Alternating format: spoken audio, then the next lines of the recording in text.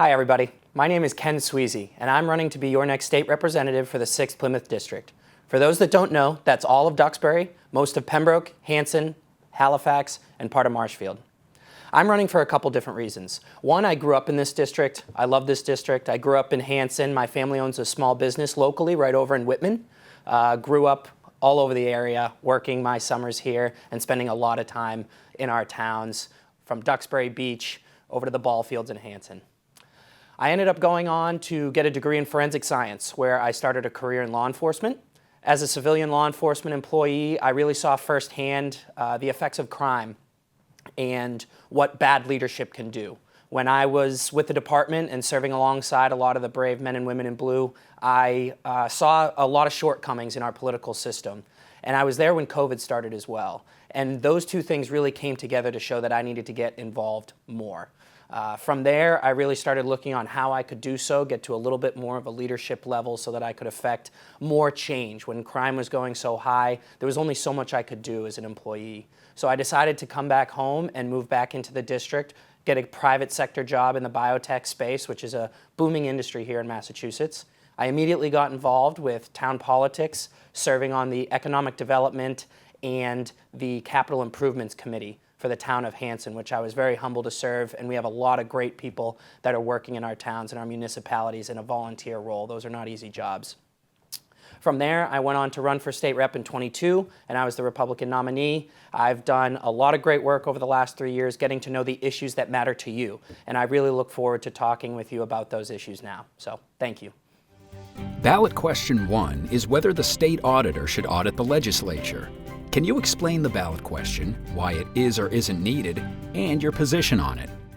So in regards to ballot question 1, which pertains to the ability of the state auditor to audit the legislature, I think that this is really a no-brainer. I really believe this is going to pass. I encourage you to vote for it as well. And what this is going to do is really bring a level of accountability and transparency that the state legislature currently does not have. The state auditor has done an amazing job opening the books on a lot of agencies, finding a lot of waste all over, from school departments to SNAP benefits to a lot of different things, and she's done a lot of great work. And I encourage her to continue this fight. She tried to do this by the legislature's approval. She tried to do it through court, and now she's had to go to the ballot because the legislature does not want this to pass. And that, I think, tells you everything you need to know about why it does need to pass. This is the people's house. We're supposed to be accountable to you, the voter, the resident of Massachusetts, and currently they're not. The legislature is actually not pertains to open meeting law. They do not have to follow that like all of your town boards, all of your select boards, and everything like that. The committee meeting votes actually occur in secret, even though they do roll call votes generally for the body. The committee votes are not. So there's a lot of issues with transparency and accountability. We were closed longer during COVID than any other state house in the nation, if you recall. So I really applaud the auditor. I think this is really a no-brainer. I encourage you to vote for it as well. Ballot question 2 is on eliminating the MCAS graduation requirement. Can you explain the ballot question, why it is or isn't needed, and your position on it? Ballot question number 2 is about eliminating the graduation requirement for our standardized testing.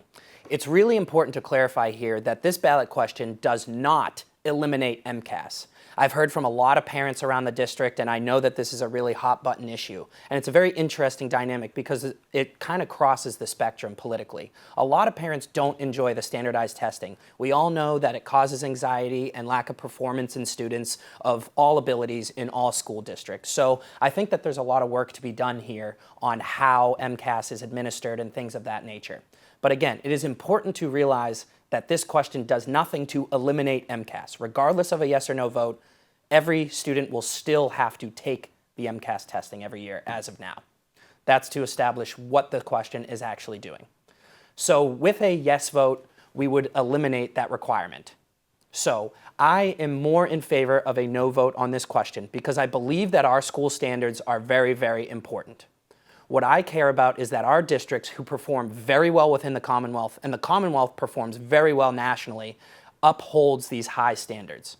Now, we know we already have accommodations for students as best as we can of different abilities, and I believe that we are doing our best. To be clear again, this is a 10th grade level test that you need to pass before graduation. So this is something that overwhelmingly students accomplish. In our district in particular, we have very, very few students, probably in the dozens, if that, if not single digits, that are not passing this requirement. So what I'm in favor for is keeping those standards so that our students continue to compete on a national level at universities if they choose to go do that. Or we can talk about amending requirements for those vo-tech students if college is not the route that they want to take. I think that we need a little bit more elasticity in our requirements here. I definitely agree wholeheartedly on that. But a factor that people aren't talking about, again, is that the test will still be taken regardless of how this question goes. This is a big cost and a big time requirement. It curves curriculum. If we wanted to discuss about a replacement for this, which again, this question does not do, if it was talking about repealing the testing requirement to replace it with something, but it really leaves it in an ambiguous position. And for that, without really understanding what the replacement would be or how we would grade our students, unfortunately, I can't be in favor of getting rid of the graduation requirement at this time. Ballot question 5 is on the minimum wage for tipped workers. Can you explain the ballot question, why it is or isn't needed, and your position on it?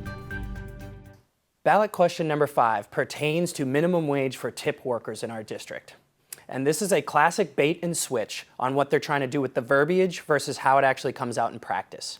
If you talk to any server in any industry across our district or in the state, they are actively fighting against this. I had servers just last night ask me where they could get no on 5 signs.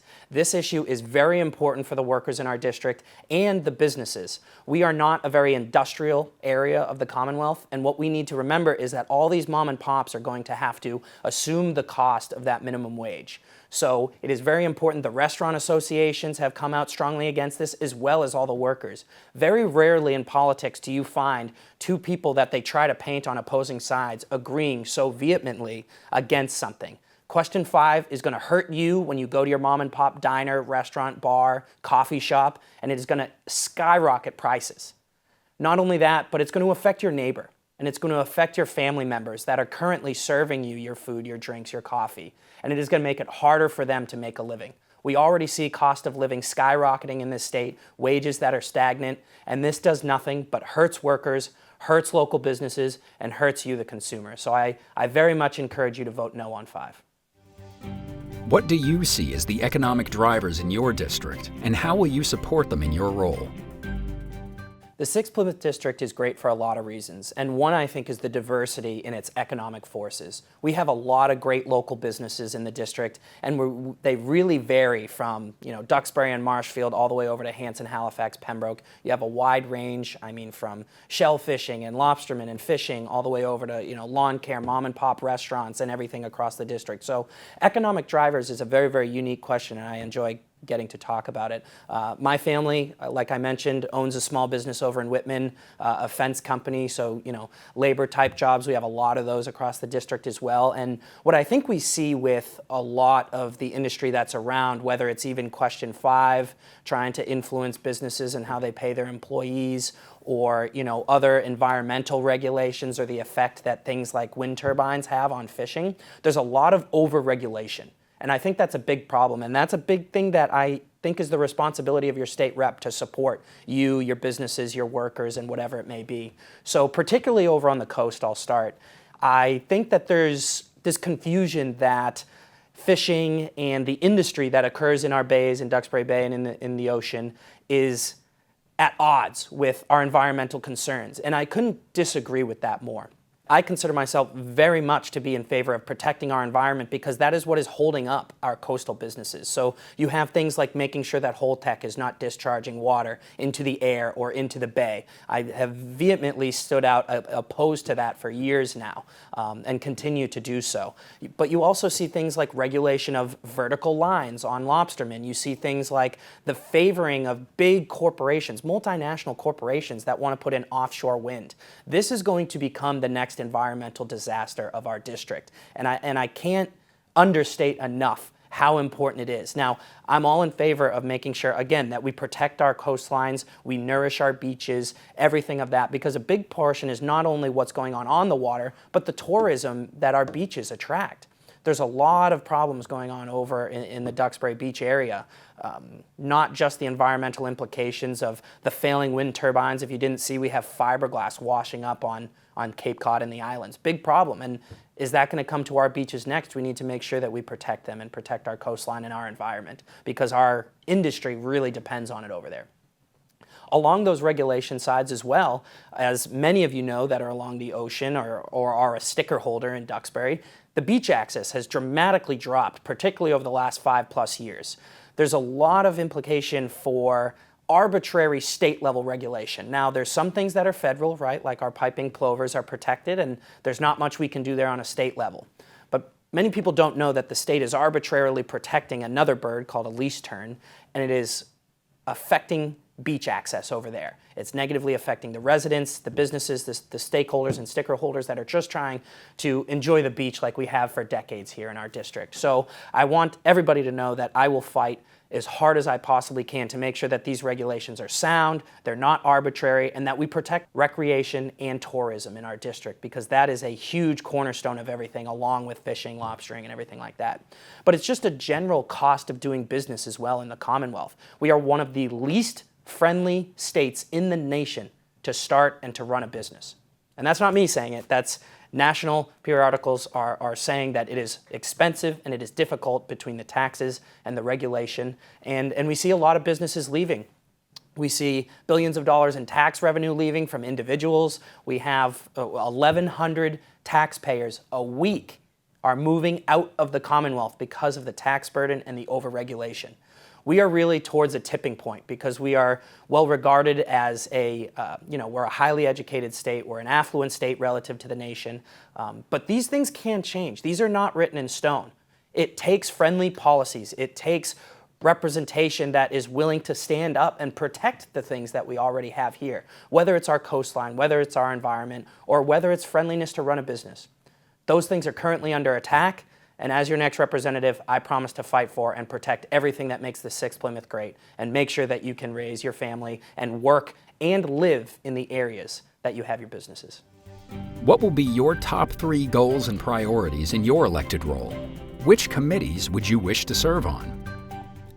As I'm sure you're all aware, there is a lot of work that needs to be done at the state level, and honestly, limiting it to 3 would be pretty tough. So a couple of my top priorities that I think really needs a good look at, especially with the housing situation that we see going on, there's a really big focus from the state level, I believe, is an overdevelopment tactic when it doesn't really make a lot of sense in our communities. We see with the current MBTA zoning law, if you're not familiar, that is requiring by right for the towns to create high-density zones within them.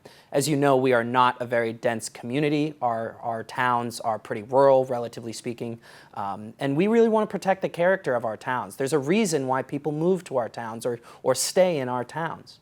I love this area very much. I was fortunate to grow up here and hope that my future kids will grow up here as well. And we don't want the towns to be changed to their detriment. And this isn't a gatekeeping tactic. There's just a reality of natural resources. I've talked a lot about beach access and the environment over on our coasts, but we have a big problem inland as well with freshwater. We already see infrastructure failing in towns like Pembroke. I get one of my most common questions when door knocking in Pembroke is, how are we going to fix the brown water there? And infrastructure is a big problem.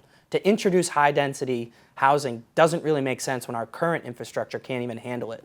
We also have big contamination issues with our drinking water. If you've heard of PFAS, which is a forever chemical, as they call it, it stays in your drinking water and can cause cancers when exposed over a long period of time. So we have a lot. It's going to be expensive to fix. The feds have dropped new regulations on what's safe to drink, and currently about half of the wells in our district would be over the new federal regulations.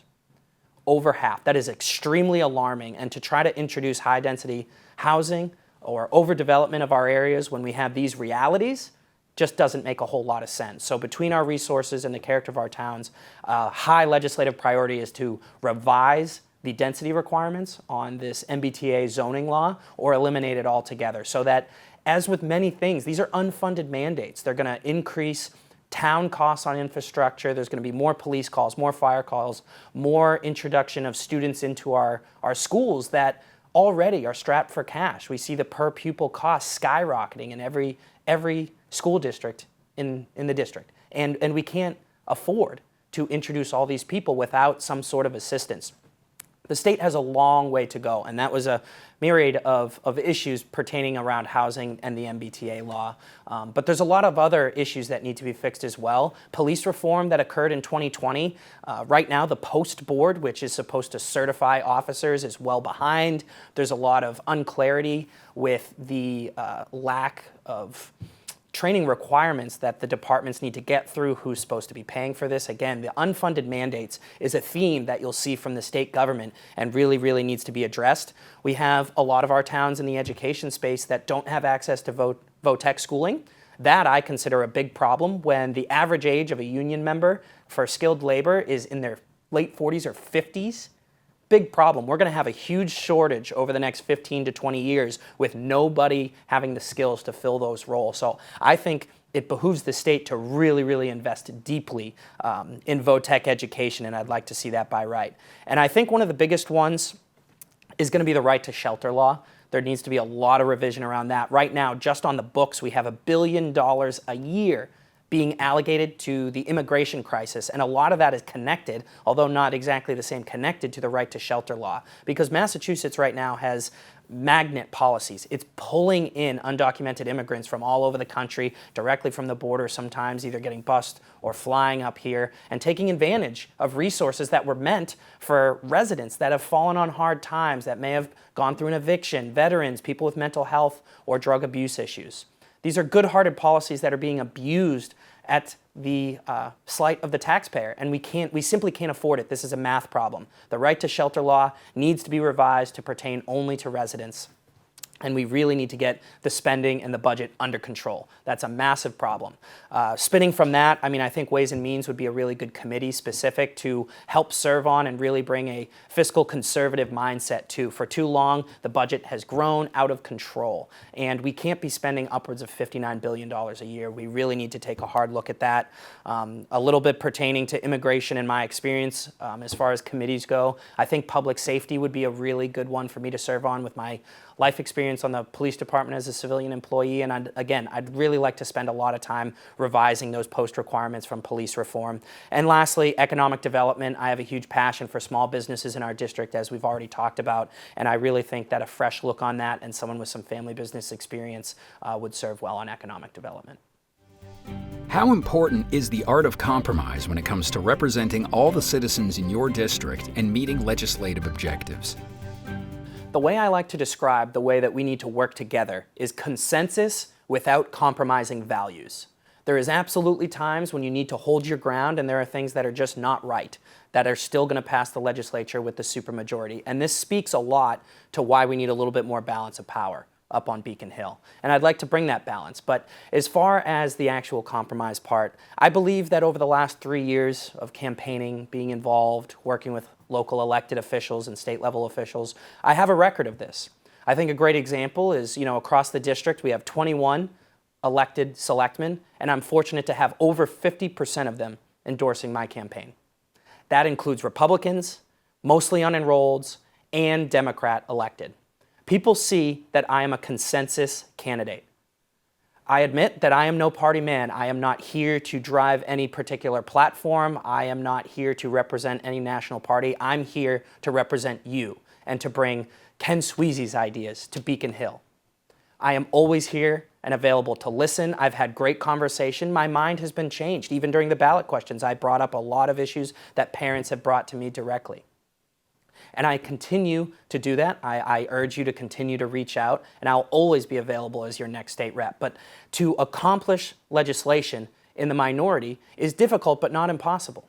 Some people see it as a downside. I do not. I will be fortunate to serve on more committees in the superminority on the legislature. There's only so many seats, and there's a lot less Republicans than there are Democrats. And I see that as an advantage, that you, the resident of the 6th Plymouth, will have a voice on more committees and more issues up on Beacon Hill. So consensus is going to be important. Again, we will not compromise our values. You are putting your trust in me for a specific reason, and I promise to uphold those reasons and to bring your voice up there. But that voice is everybody. That is going to be people who vote for me, people who don't vote for me. And I promise to listen to every single person who listens to this and who is able to get out and vote, and those who may not. I promise to be for you, for your voice, and together I think we can come to consensus to make sure that common sense prevails on Beacon Hill and that the 6th Plymouth has a voice. First, I want to start off by thanking everybody for tuning in, and I want to thank PAC TV Local Scene for allowing us the opportunity to come directly to you, the voters.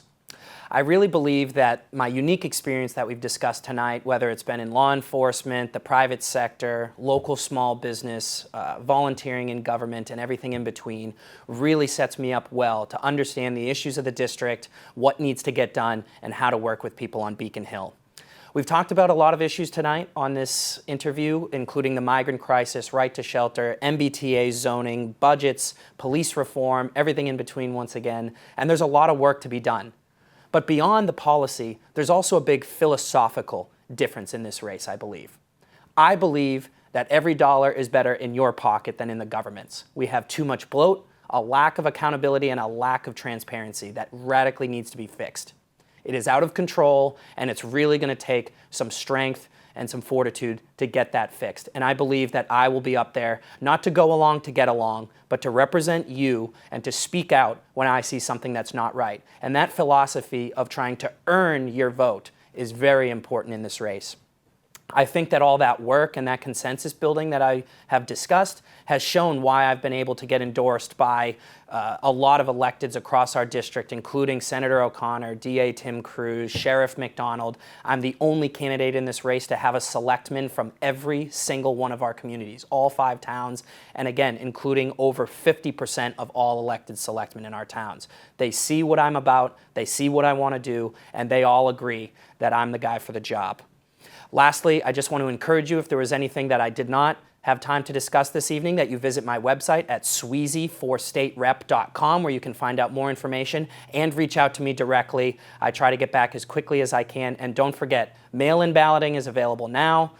Early in person will be starting October 19th. And please make sure you get out to vote on or before November 5th. Thank you very much.